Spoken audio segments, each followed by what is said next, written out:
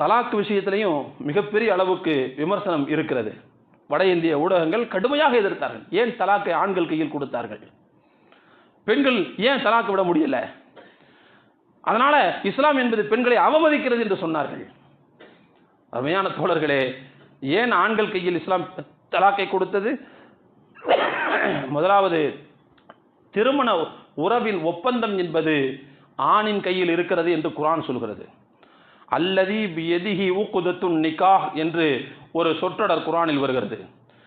திருமணம் என்கின்ற இந்த ஒப்பந்தம் யாருடைய கையில் இருக்கிறதோ, யாருடைய அதிகாரத்தில் இருக்கிறதோ அவர் அப்படின்னா அவர் கணவர் தான், ஆண் தான். அப்ப அந்த ஒப்பந்தம் அவருடைய கையில் இருக்கிறது, அதிகாரம் இருக்குதுன்னு சொன்னா அதை முறிக்கின்ற அதிகாரமும் அவர் கையில் கொடுப்பதுதான் நியாயம். யாருக்கு அதிகாரம் இருக்குதோ சேர்க்கிறதுக்கு அவருக்கு தான் பிரிக்கிறதுக்கு அதிகாரம் இருக்கணும். இதுதான் நியாயம். இது ஒரு